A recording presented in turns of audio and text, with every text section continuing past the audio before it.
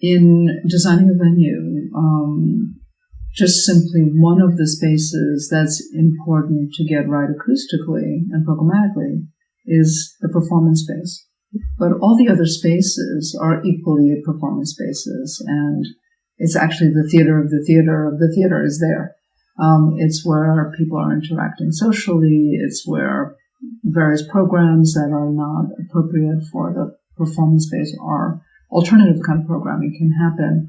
And those spaces are, I think, not just support. They're very much,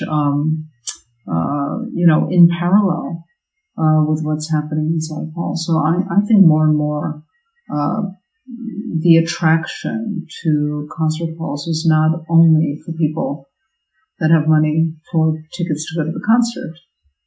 People go to concert halls and cultural buildings and institutions as spaces of social well-being and spaces where alternative events are happening, so social and educational events and so forth. So I think that it's very, very important to get that right and to get the interface between the city and urban space and the institution to have a really strong exchange and not just to have a wall between municipal space and the private space of the institution. This should be porous, permeable, exchangeable.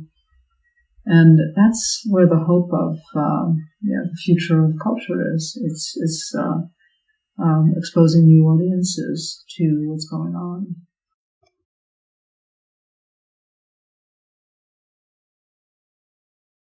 Well, the challenge of designing a contemporary concert hall is that it really has to deal with classical music, and it should be as good for presenting a large orchestral work of Brahms and as a new contemporary composer that works in electronic music, or a fantastic restaging of an old piece, like I'm thinking about St. Matthew Passion of Peter Sellers, that just explodes the stage and treats this piece of music that in an extraordinarily contemporary way. And so I'm interested in how a music hall and how a concert hall can adapt and how it can be flexible while maintaining that perfect sound for orchestral music, because today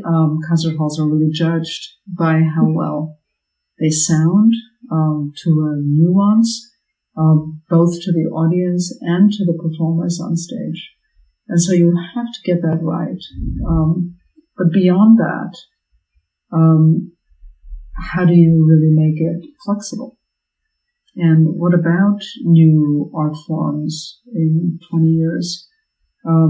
When musicians are using other kinds of instruments, when you think about all the different media that people are using these days, will the concert hall that's typically made for orchestral sound limit the kind of work that's written and composed in the future?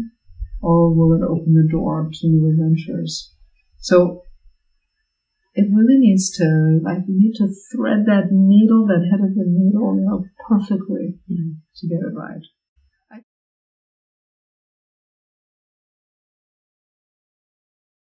I feel like I'm constantly learning about performance venues. Everything that I've learned is good for that particular set of circumstances, not necessarily applicable to the next set of circumstances. I think that there's no absolute solution for performance space. If there was, you would just be churning them out. So the question is, what kind of performance? What's the size? Where is it? Is up high on the street, below the ground? Each project is entirely different as far as the work that we've done so far. And if we get a project where we can repeat something, we don't want to do it. It will be boring.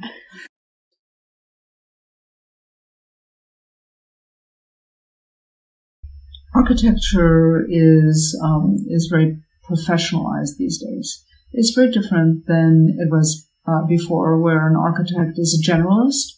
He can or she can do everything, from sound to light to urban projects and individual buildings to hotels to concert halls to schools to everything.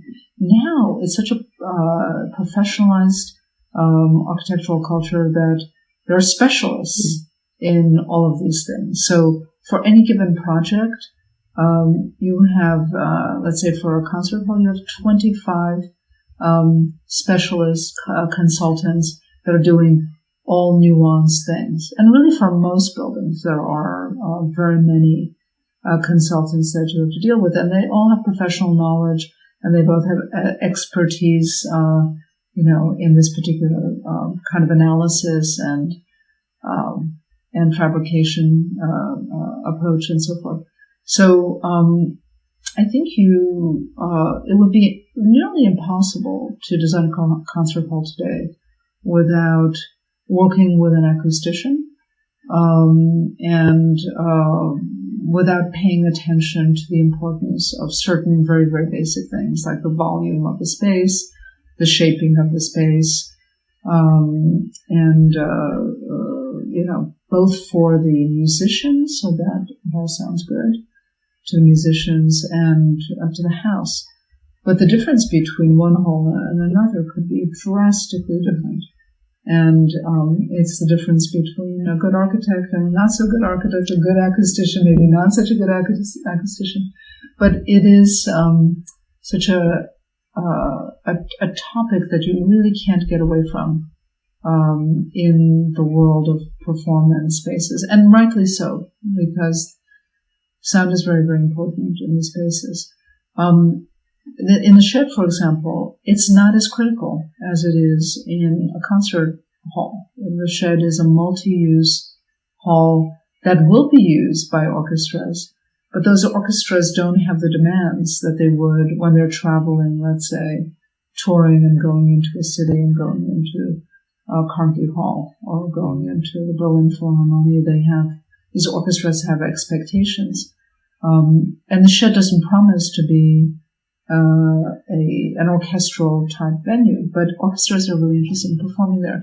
So I'm very interested to see how this, how the music world treats a building that's not specifically designed for them, but it makes possibilities for them and collaborations between musicians and performers and composers and artists and actors and chefs. I mean, people can work together in very, very different ways, and the building is really about that kind of experimentation.